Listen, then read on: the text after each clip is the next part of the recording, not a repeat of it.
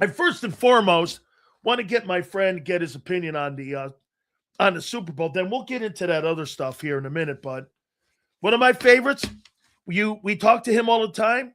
I saw him on with Jason Whitlock, I think, too, a couple weeks ago. I thought maybe last week, which was totally dope. I sent Jason a text that was great. He is our friend.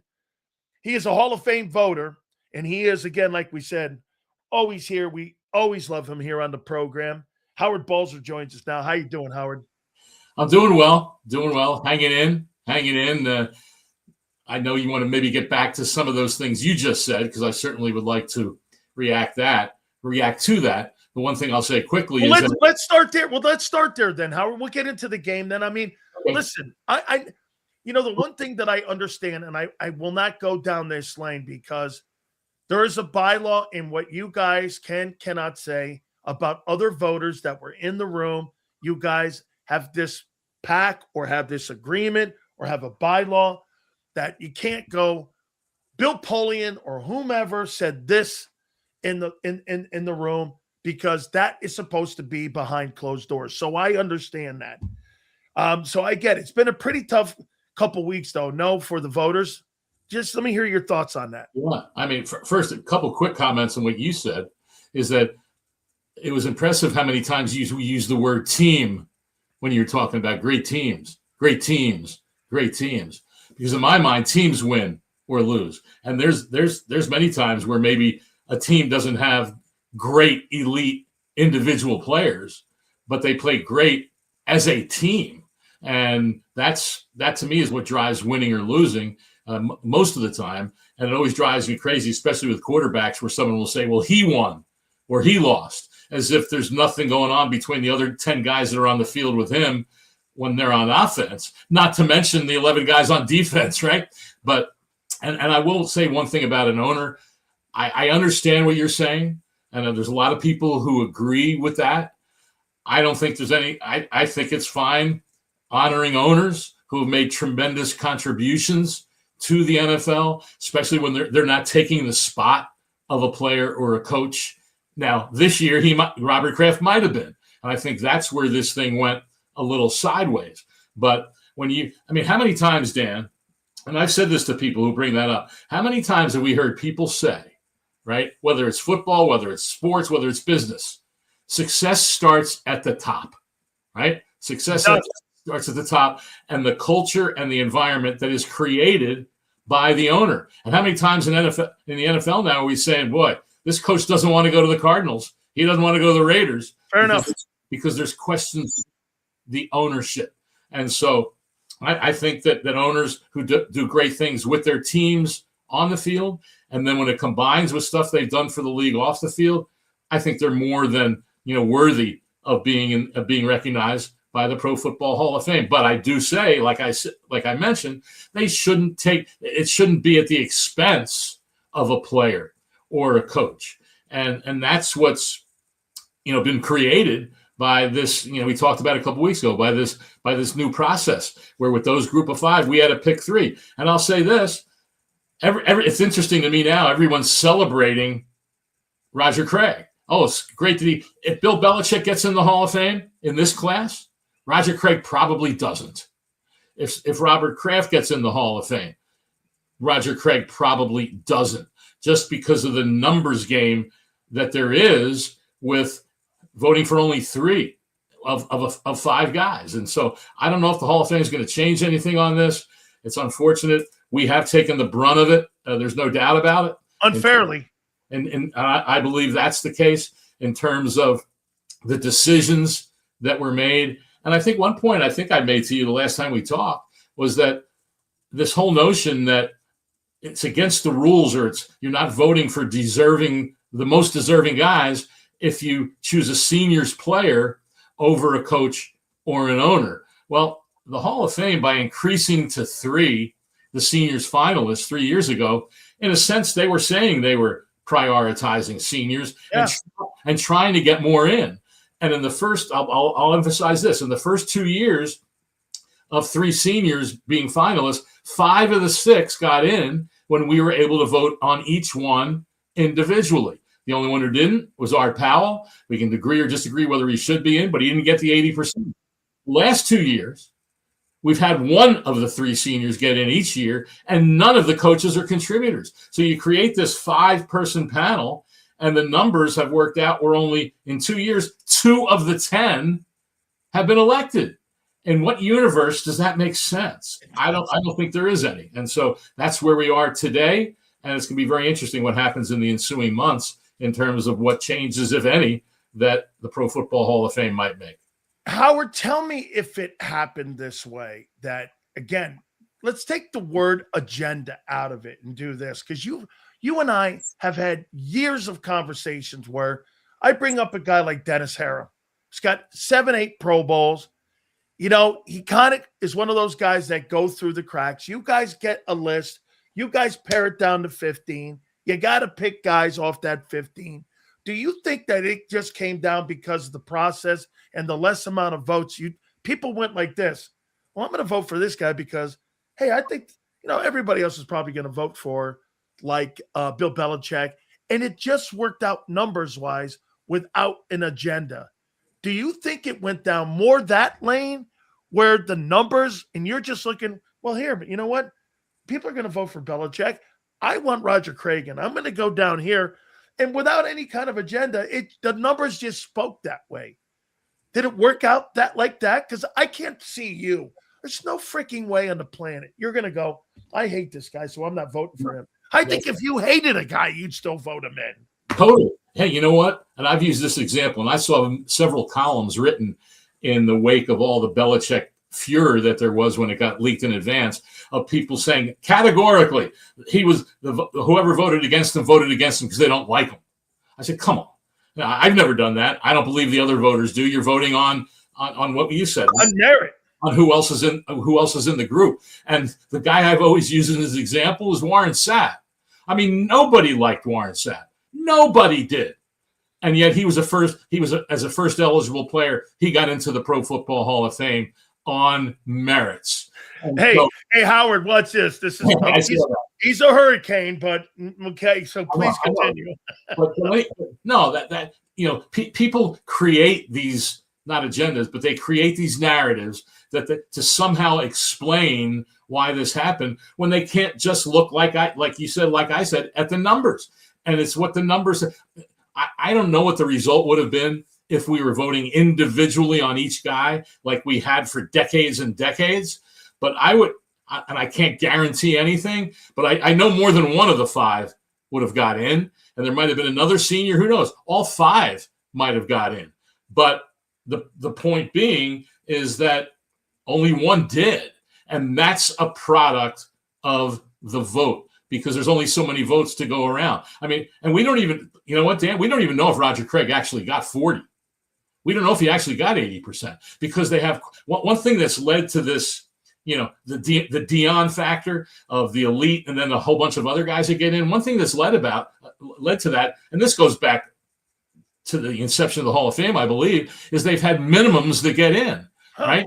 You have had minimum, and that, right, the way it is now is 1 from the group of 5 and 3 from the modern day guys. Prior to that, I believe, was 4 for the modern day guys. Was the minimum that had to get in with the modern day group. Well, if you have minimums, guess what? They're all not going to be the elite of the elite. And so then you start getting in the other great players who I believe are deserving. But once that happens, then you're creating a Hall of Fame that can't be only of the elite. And you know what's funny about it? I talked about the Dion factor. I don't know if you saw this clip from a podcast he did over the weekend, and he was still ranting about, we should have a separate room for the elite bust, and all that. And there's guys who have gotten in that, shouldn't have, and there's guys who should be in that I don't believe are. And I'm thinking to myself, well, what elite guys haven't got in that he thinks should be? Well, the guy was co-hosting with him and said, well, who are some guys you think should be in? And he named Darren Woodson, Asante Samuel, and Fred Taylor. Now, we can say that, hey, those, Fred Taylor's been a finalist. Asante Samuel hasn't. Darren Woodson's been a finalist, but they're not the elite of the elite. And so Dion, in those 3 names, proved that everything he said is a bunch of BS, right? And it also shows how dangerous it would be that some have suggested writers shouldn't vote. You should have players. You have Hall of Famers. You should have, well, they're more biased than players in terms of, than writers and media in terms of who gets elected. And that proves it from Deion Sanders himself when he mentioned those three names. And again, I'm not saying those three guys aren't deserving, but they don't fit Deion's profile. Samuel's not a Pro Football Hall of Famer. He is a really good football player, but yeah, the comment that Randy Moss made, he said that writers should not be, and Jason was really upset with that when I brought that question to him. So I want to hear your take. He said that was just ridiculous, and I happen to agree with you guys. I don't believe that players. Now you guys have Tony Dungy, and I think Dan Fouts is also in there as well. I don't believe that. I think because I'd be voting for Hurricanes. I'm sorry. I'd be voting for Reggie Wayne. I'd be looking for Frank Gore. I'm not going to hide my bias, nor can other guys hide their bias. Right. Former teammates that you think are great. Hell, I might even be doing Paul Gruber. Something like that, who shouldn't be in, but because I love Paul Gruber so much, he was a really good player. But is that guy a Hall of Famer? Absolutely not. How do you take that? How do you take that conversation by Randy Moss saying you guys shouldn't be voting? Well, there's a lot of stuff that's thrown out there because everybody wants to come up with, we got to find a better way of doing this. And now Jim Porter's coming out and said something about maybe lowering the number of finalists, which I don't know. Then you're going to make it even harder to get in. Lowering the number of voters, having more quote historians. Well, there's a lot of historians on there. I've been covering football for half a century. And there's other guys like me on that panel, John McClain and Dan Pompey and other guys, and Bill Polian. You have historians on there. And so you have those people. I've always wished, and we can't do this, I understand, that it would be great to be able to televise the discussion that we have for 8 to 9 hours. I would love that. Only for the fact of people would say, that's what goes on there. It's not just these guys spitting out their own opinions, because what we all do, especially those of us who are going to talk in the meeting, and especially those of us who present a player. I've presented Torrey Holt now, all, full transparency. No, I did hear, Howard, it was Zoom, so I want to be fair there. But we're still talking to each other. Yep. But I've presented Torrey Holt now 7 times. Right. But it's not just me for 5 minutes spewing his stats. And I bring them all up and you bring those things up. But I talk to other people. I talk to Hall of Famers. I talk to guys who played against him. Obviously, teammates. Everyone expects teammates to speak highly. But I talk to other guys. And we all do that. We talk to coaches.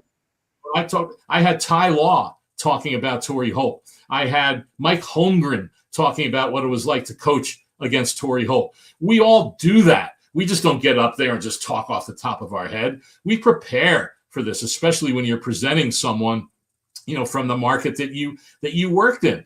And that's what goes on this entire meeting. There's tons of, in fact, I sent out before the meeting almost 3 pages of testimonials from different people and opponents and all that about Torrey Holt, because you just can't talk about it all in that meeting. And we get a lot of those communications for the weeks prior to the meeting that we have. And people don't realize that. They just have their own vision of what's going on here. And personally, I think, Dan, a little bit, a lot of fans of the general disdain there is for the media now, which is obviously out there in a lot of levels of our society, the general disdain for the media, almost the whole Belichick thing, just open the doors to that so everybody can say what morons we are and how pathetic. And Dave Portnoy going on some podcast and saying that anybody who didn't vote for Bill Belichick should be executed.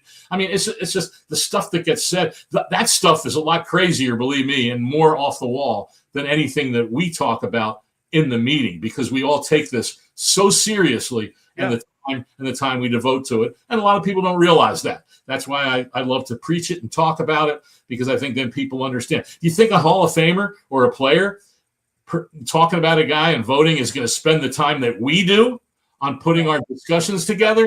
No. Not a chance. No. Not a chance. And so that's when stuff like that gets said. Are you aggravated, Howard? Overall, yeah. overall, because do you think your integrity has been attacked a little bit in the way in how you go about the process? And do you think that the group of 50 men and women, do you believe that their integrity has been attacked, and that's the biggest problem you have? That's one of the biggest problems, absolutely. And there's always that talk back after an election. Oh, how come this guy didn't get in? And a lot of it comes from the city where the player is. How could you overlook this guy? Hey, there's no perfect process. There's no perfect vote, but everyone votes their belief, because we all know how important this is for these people who are going to go into the Pro Football Hall of Fame. But to a certain level, it has been. And then when it gets out there, we didn't vote for the most deserving guys. If you voted for a senior player instead of Bill Belichick or Robert Kraft, then you didn't vote for the most deserving guys. Well, who's to decide who's the most deserving, right? I mean, in a sense, we decide. In your own mind, you decide in that year who you feel is the most deserving. No one had to pick. Last year, Eric Allen went in his 18th year of eligibility. Guy who probably should have went in earlier, right? But a big part of the reason why he got voted in is because he's nearing the end of his modern day eligibility. And if he falls into that senior's abyss, who knows when he'll be considered again. And so that's definitely on people's mind. It was Eric Allen clearly more deserving than some of the other guys who didn't get in last year? Some would argue probably not. But in that class, at that moment in time, there were enough people who felt he was the most deserving that ended up getting him elected. And to challenge that, yeah, you can disagree. I get that. And that's part of the process. We all understand that. But when stuff gets thrown out there about, oh, we're morons, we're pathetic, we're stupid, it's just. But that's the social media world, obviously, that we live in. And then people go, oh, but we got to make this process better. I agree in a lot of respects. It has to be made better. One of my points is funny about that whole reduce the number of finalists. I think they should add to the finalists. Yeah. Because it's hard to get into that 15 because of the guys that return. We've got 11 finalists returning next year. And then you got Adrian Peterson and Rob Gronkowski and Ben Roethlisberger as first-time eligibles. They're going to take some spots away. So it's very hard for anyone else who hasn't been in the 15 to get in there because of just the absolute numbers of it. So I said, make it 18. I don't know what the number is. Have it 18 finalists. And so then you get more guys that are being discussed and talked about. And some people say, well, why do you have to have this meeting? Well, most other baseball, you're voting basically on numbers, impact, and all those things. But it's pretty equal among all players. Football, we've got, first of all, a ton more players to consider. Plus, you've got guards, and you've got defensive tackles, and you've got safeties, and you've got inside linebackers where there's not a lot of numbers attached to those guys. So that's a big reason why there's the discussion was created, because all players aren't created equal in football because of all the positions and the differences that there are there. My biggest problem with everything that happened with you guys was that it overshadowed the class. I mean, I just really, Larry Fitzgerald, phenomenal. I mean, seeing Luke Kuechly going, great. Roger Craig, as we mentioned, Adam Vinatieri, and obviously Drew Brees going into the Pro Football Hall of Fame. All great guys. Do you think it overshadowed a little bit those guys' class? Because when they go to Canton this summer, I mean, the conversation that's going to be surrounding that is going to be Belichick and Kraft. I mean, that's going to be the overlying story. Well, I hope it's not. I see that could be a bit, but I think by then those guys will be celebrated that are going in. And I brought up the point of Roger Craig. I mean, a lot of people say, oh, I'm so glad he got in, not even thinking to that next step that if Belichick or some of these other guys, he wouldn't be in, and he'd be waiting even longer and maybe forever and maybe never get in. And so Lombardi wasn't a first ballot. Well, that's right. Bill Walsh wasn't. I mean, there's been other people who weren't. And that brings me to another point. We've talked about it in the room to a degree, recency bias. And there's this push to getting guys in there. And I don't have any problem with Drew Brees and Larry Fitzgerald. No. Right. But what ends up, Adam Vinatieri and Luke Kuechly, great players, are they more deserving than Willie Anderson, one of the great right tackles of all time, who wasn't considered a lot in the beginning because he was a right tackle, and it was like only left tackles got recognized. Are they more deserving than Torrey Holt, has had 12 years of eligibility? Darren Woodson, who's been eligible, he was a finalist, 18 years of eligibility. Are those second-year guys clearly more deserving than those guys? I don't know. I think you could have fair questions about that. And so here's what's happened.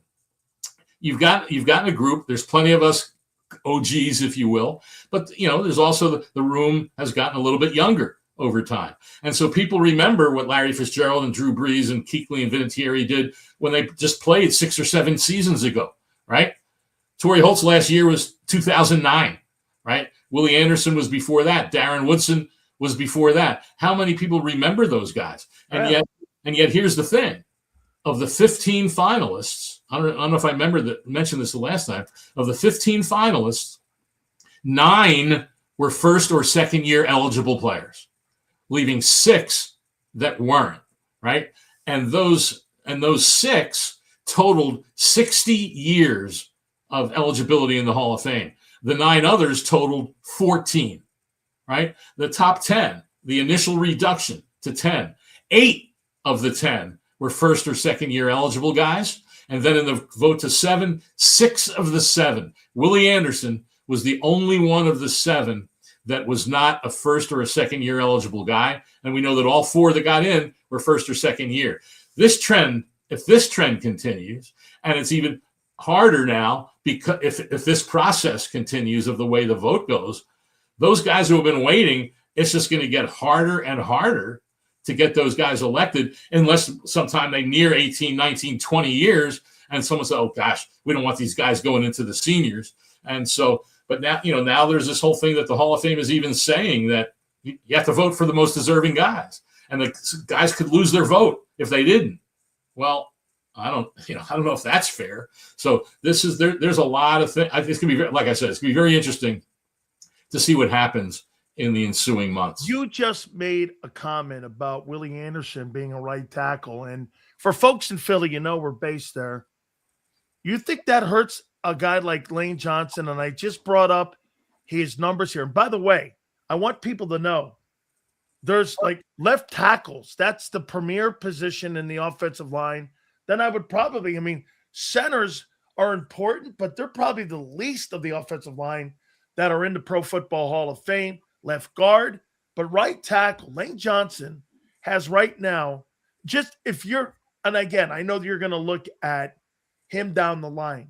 He's got 6 Pro Bowls and 2 Super Bowls, but he played right tackle. As a voter, do you think that people look at the right tackle position and go, well, it's not as good as the left tackles? And does that play a factor in your evaluating? Because you worked with Paul Zimmerman. Paul Zimmerman used to tell me all the time, right tackle is the failure of the left tackle. So he used to, now maybe that's changed a little bit because the offenses have changed and they moved the pass rushers around, because in LT's day, they rushed off the right side and the left tackle would have that guy. Yeah. That may have changed. Has that changed a little bit enough, or do you think right tackles still struggle getting in? It's a great question, but I think because of this emphasis that there's been with Willie, he's been he's made it to the final 7 now 2 years in a row. So it's become, at least it's been talked about, that he got hurt and maybe in the beginning because he was a right tackle and he didn't have the accolades of a left tackle, and he wasn't on great teams for a lot of his career. And so I think that's changing. The game has changed, like you said, with pass rush. And it's been 10 to 20 years at least where a lot of these teams have both guys coming off the edge. And sometimes your guy rushing from the left side is just as good as the guy on the right side. And you're right, it didn't used to be that way. So I think that has been changing.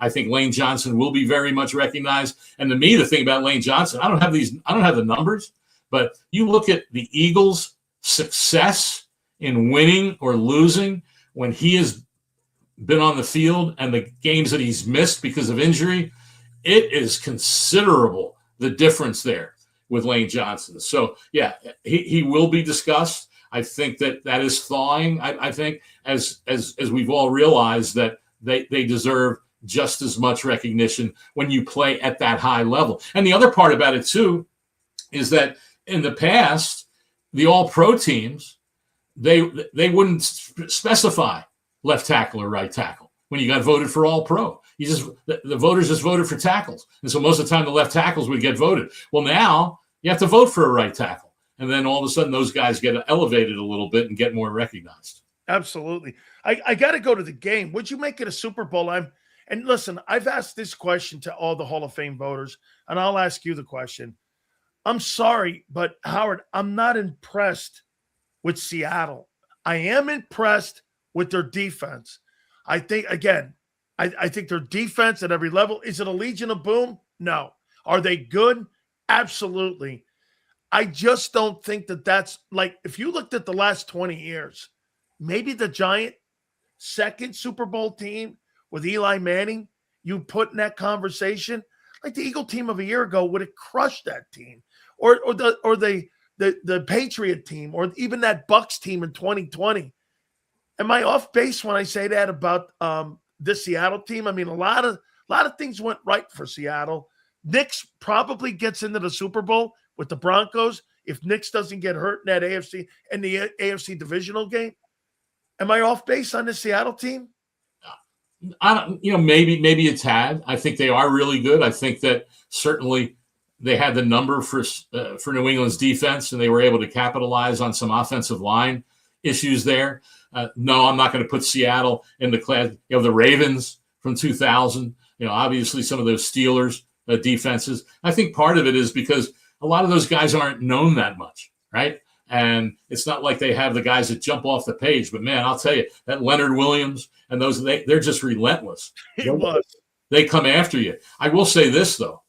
I think I'll pivot a little bit on this in terms of, I think it's been, and I'll be curious your take, too, as a former player. What bothers me a lot generally in football is this notion that you can be injured and then miss X number of games, not practice, come back, and then when you go back on the field, whether you're, quote, healthy is one thing, but to be able to, everyone there's so many who would just assume you're going to play at the same level you were at before you were injured. That to me is totally unrealistic. It's like the robot, narrative that people think these guys are machines. Howard, they see the name on the back of the jersey and they assume you're a Superman and you're human too. And when you're injured like Drake May, and he had a great year and he had shoulder injuries in those 2 games, look at the defenses that he played. In the playoffs. In the playoffs. I mean, look at him. He played against the Texans. He played against the Chargers. He played against the Seahawks. These were all in the top 5. And he got banged up in every single one of those games. I mean, to assume that you're going to be healthy playing and not to make injuries, because I don't like to make injuries as an excuse, but part of the game is that injuries are part of that. You're not going to be playing at a full tilt every single week. That's an unrealistic thinking. The guy I was going to bring up is Will Campbell, left tackle, who played the first 12 games of the season, a rookie, remember, and then tore a ligament in his knee in week 12, right? Missed 4 games, came back to practice and had 2 or 3 days of practice before their final game of the regular season, which he did play in. And then he goes up against, in order, the Chargers, the Texans, the Broncos, and the Seahawks. And he has a rough outing, and all of a sudden everybody's going after him and criticizing him for all the pressures, but no one mentions the fact that he missed a month with a knee injury. And you might be healthy, but that's not the same as competing at the highest level. And so, that's what they had to deal with. And some would say, well, why did he play? Well, he's better than anybody else who would have played in that game. But the Drake May criticism, you'll love this one because you mentioned the Legion of Doom. 2013 season, right? 2014 Super Bowl. Seattle, 43, Denver, 8. Peyton Manning, 73.5 passer rating, right, in the game. At halftime, when they were losing 22-0, he had a passer rating of 46.3, 104 passing yards at halftime on 17 completions with 2 interceptions. And this is Peyton Manning. That was his MVP season. 55 touchdown passes, over 5,700 passing yards. They played better in this Super Bowl than Manning did in that one. Well, he did in the fourth quarter. I mean, through 3 quarters, that whole offense was throttled. And that's what it was for Denver. They were just throttled by that defense in that game. And that was with Peyton Manning at quarterback. So people going after Drake May in his second season, and he had to go against those really good teams. I mean, that's just pretty crazy. But the Seahawks were just really that much better than New England, and it showed in that game. So, but I think everyone expected, Dan, going in, it was going to be a defensive battle. And Darnold, had some plays here and there that were pretty good, but he didn't make mistakes. The Seahawks didn't have a turnover. They didn't have a turnover in the postseason. Three postseason games, the Seahawks didn't have a turnover. And so when you play that, and you have your defense that can just shut down people, then that's a recipe for victory. And that's what they did. You tell me, a couple more questions here for you, Howard. Has it changed? Has Sam Darnold, and I've been trying to tell the people in Philly this, we had Adam Kaplan on yesterday, and I asked him about Jalen Hurts, and I go, do you think the guy's elite? He goes, no, he's a really good player. Right. So I look at Sam Darnold, and I go, Sam Darnold's a really good player. Do you think that narrative now changed where, why would I spend $50 million on a quarterback, Howard, when I could spend $33 million, build my roster up, have an efficient quarterback who knows what to do in the pocket, have talented coordinators, have good coaches around him like Seattle has done. John Schneider is an amazing general manager. They put good people around. Why would I spend $60 million on Dak Prescott when I could spend $33 million on a Mac Jones who's sitting there backing up Brock Purdy and spread some of that money around? Why would I spend the money? Do you think that's kind of changed? Because it's 2 years in a row. Hurts and Sam Darnold, these guys are good players. They're not exceptional like the elite guys that we see in Baltimore, we see in Buffalo. Do you think that will change? It's a great question. And I think what ends up happening, if you can have a perfect world, that would be the way to go. But it's not easy to have all of those supporting pieces and to be good enough, and especially on defense. And someone might say, well, what does defense have to do with offense? Well, we don't talk about complementary football enough. One of the reasons the Seahawks Sam Darnold didn't have an interception is that you can play smart and you don't get into those forced, situations where you have to force the ball because it's, there's no crime in punting if you have to, because we'll get the ball back because the defense is so good. And to build that type of roster, and then the other part of it, to stay healthy is really hard to do. But I think so then when these teams, they get the quarterback that they have, and now they've been there 5 years, and now however many, and now it's time for that second contract. And you say to yourself, well, are we going to pay this guy the market rate, or are we just going to move on and hope that we can find somebody just as good or better that can then play winning football with the roster we have and the team that we have? I mean, Seattle was, I believe the number, I think they had at the end of as the season just ended, they only had 6 guys on injured reserve at the end of the season. Right? Wow. The Rams had 3. The Patriots didn't have, very many. And so the thing I always hate is when you point out how a team has just been decimated by injuries and people say, oh, that's just an excuse. Well, no, it's a part of it. It's a part of it. And you start losing a lot of your top players, then it's almost impossible to win on a consistent basis because the NFL is so hard and so competitive. So I guess you could argue it's a trap that teams fall into when they have that quarterback. They don't want to take a chance on someone else. And John, they took a little bit of chance on Sam Darnold because at the end of last season, he played very well. At the end of last season, he wasn't that good in those 2 games that they lost, one for the division and then one in the playoffs. So they rolled the dice on Sam Darnold, but they did have obviously the supporting cast that enabled him to be successful. But it's not. And the Eagles, another example. Howie Roseman is always concentrated on the offensive and defensive line. And when you look at the Seahawks, no one talks about I just talked about their defense and Leonard Williams and those guys on the line. But look at that offensive line they have. Not household names. Yeah. They're starting a rookie. Was it Gray Zabel, right? And Howard Cross. I'm trying to remember Charles Cross. I forget his first name. But they have Cross on the offensive line at tackle. Lucas at tackle. I mean, they don't have household names on that offensive line, but they don't miss games. And when your offensive line has that continuity and can then just do what you have to do on offense, then you can do the things that you'd like to be able to do and be consistent with it. Final question for you. What type of changes do you think you're going to see with the Hall of Fame? Do you think that they're going to – I mean, they seem to have you guys in their crosshairs, and I think it's unjust. I think it's the Hall of Fame's process. That's me speaking. That's not any of you guys speaking. I say that to everybody, and I've said that to all the 5 guys that I've spoken to on my shows. So I'll ask you, I mean, will there be changes made? And will you be disappointed that they would have a knee-jerk reaction? Are you disappointed that they are in this lane right now where they may have a knee-jerk reaction? That's a concern, and you hope that common sense, rules out. Many of us believe there was a knee-jerk reaction with this change that came about because of. By the way, Howard, you and Jason and Armando and Jared Bell have been telling me this for over a year about this process, that eventually it's going to bite the Hall of Fame. Right. And it did. And it did.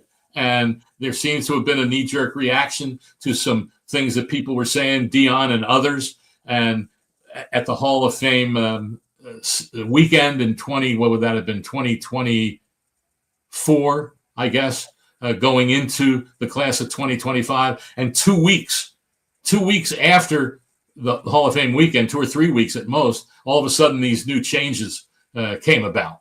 And so it seemed that was the case. I mean, you have to take a reasoned approach, I believe, step back, look at it honestly, and say, how can we avoid this?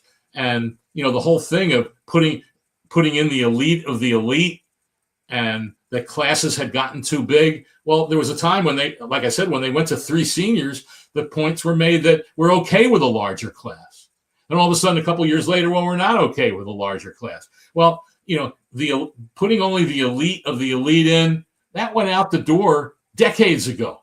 And so how do you change that now? Because then you'll have guys not getting in now who you can make the argument are better than guys who got in the past. Because if you only put in the elite of the elite, well, maybe you'll get 1 or 2 of those guys each year. That's it. Right? Each year, maybe every other year. Maybe other year. I mean, we've had years with the Baseball Hall of Fame where they didn't have any modern day guys, get elected. So some of us have suggested going to 75% on the vote, maybe raising the minimums to 1 and 3 from those 2 groups to 2 and 4. Go back to the up or down. Of course, if they went back to the up or down, you'd have some of those larger classes. But, I mean, it's a celebration every weekend. Or not every weekend. It's a celebration in August in Canton. And you had, like I said, you had a time where there wasn't a concern about larger classes.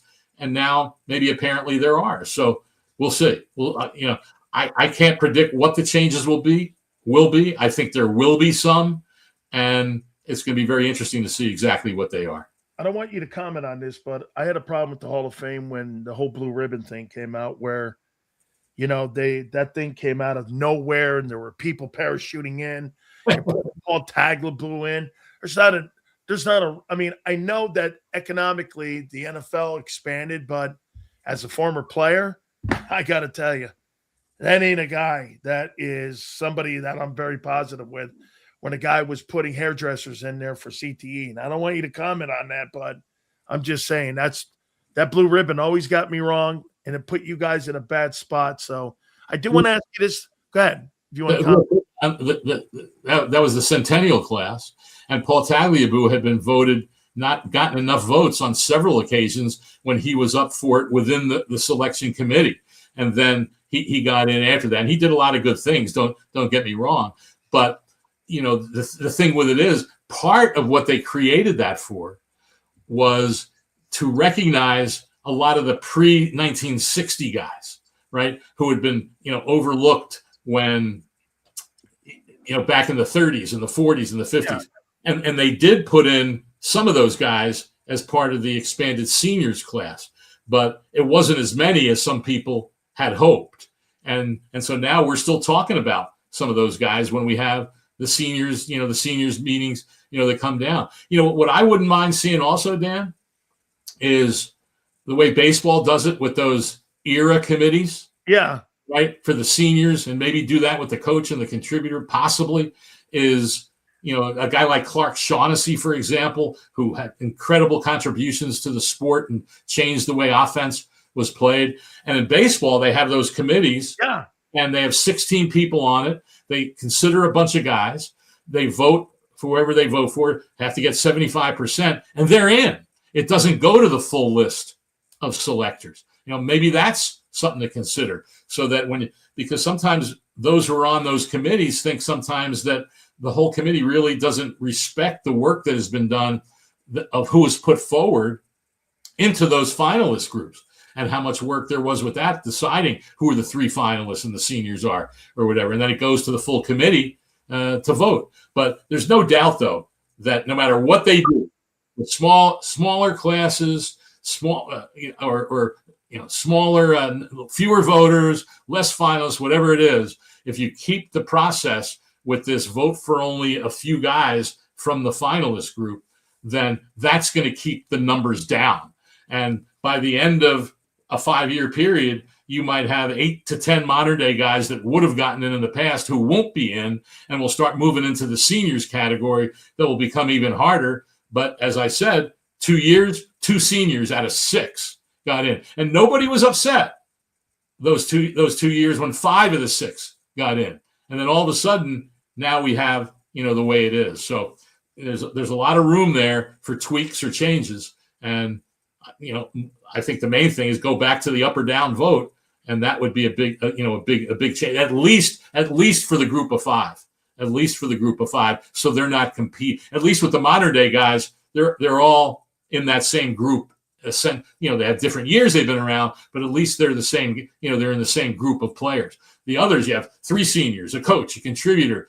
I don't think that those guys should be competing for votes against each other. So at least change it for that group. But, again, we'll see. We'll see what Hall of Fame decides. There's a question from a person here that wants to ask you this regarding the Hall of Fame.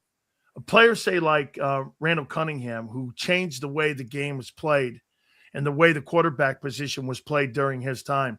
Like, I'd make this comment that Randall Cunningham was probably Patrick Mahomes before Patrick Mahomes in the style that he played. When you're considering a Hall of Fame guy, like somebody like maybe like a Randall, does that play into how you guys did this guy? What was his impact in the game? Like Deion playing corner, Lawrence Taylor playing edge, like that kind of stuff. Does guys changing the position, like Ed Reed playing the safety position? Safeties don't traditionally get into the Hall of Fame. Do those kind of conversations come up too? What kind of impact did he have in the game? Well, yeah, no, the impact is definitely discussed. With a guy like Randall, I mean, he, when you look at his full body of work, he did have impact and did do things. And there's something that a lot of people say a lot of times, Dan, well, can you write the history of the NFL without that guy? To me, that's kind of a cliche. That what does that mean? There's a lot of guys that you can't write the history of the game without, but it doesn't mean that they deserve a bust in Canton. And there's other things that go into it. You can have an impact, but then it also means what did you accomplish? What were your individual numbers?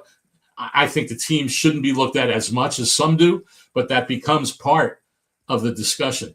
And so impact is one of those things that I'm not going to say it's hard to define, but it's hard to define within a context of should a guy be a Pro Football Hall of Famer. And so that's, that becomes part of it. When you start matching up his career numbers with, and you mentioned Mahomes, I don't know that, he was a good passer. I don't know that he was ever as accurate a passer as Patrick Mahomes. And so I think along those lines, man, if you started to just put, he had an impact. I'm trying to think of other guys who might have had an impact with, with the way they did things. But it becomes hard to justify in some cases who was a true Hall of Famer. But like I said, there's no one way of looking at it. there is objective parts to it, but there's also very subjective, and you're dealing with people who all have opinions, and whoever's voting, that's always going to be the thing that that decides it. Do you think Jalen Hurts is trending that way? In terms of impact? No, I think you said it earlier. He's a very good player. We'll see how long his career ends. I don't know that he's going to have those. I don't think he's a Hall of Famer right now. No, he probably isn't. But does he become one? I mean, a lot of the success that he has had and the team has had is with, his running ability, and that's been a big contributing factor. But to say that he's, I shouldn't say elite of the elite, because we again, I'll go back to that other thing we were discussing. Once you're putting in guys who aren't the elite of the elite, how do you differentiate? How do you separate? And that's what happens a lot of years when you get 2 or 3 wide receivers that are finalists, 4 or 5 offensive linemen that are finalists. And how do you separate and decide who is more deserving, from that group? And it becomes difficult. Luke Kuechly goes in, this year, very, very short career. Normally guys with those short careers, they'll get in eventually, but not that quickly. But he did, he did. And so all power to him. And that's, there's so many things that go into the individual determinations, that we all make. And I'm not for a second saying we're all perfect, by any means. If we had 50 different people in there voting, the results might have been, who knows, might have been somewhat different.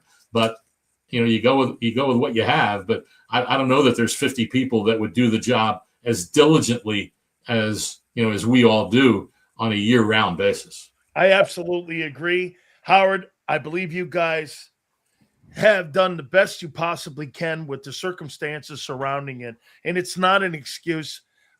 Listen, I've known you for over 25 years, and I've known all these voters for over 25 years. I get people asking me all the time. I won't tell you which Hall of Fame voters, but they go, who would you vote for? And I get these text messages, and I put my thoughts down, and it's about 15 of you guys. I get people asking me. And they don't take my word. They have like a pool of guys that they ask, and then they'll do their own due diligence, obviously. But I mean, I know the work that you guys put into it. It's a lot of work, and I appreciate you guarding the NFL. Thank you so much, my friend. I appreciate you. Appreciate your appreciation. Thank you very much. Howard Balzer, one of the 50 Hall of Fame voters. And I totally tell you guys, these guys put their heart and soul into this. Okay? They do. They do absolutely put their heart and soul into this thing. Guys, do me a favor. Please hit that like button. We appreciate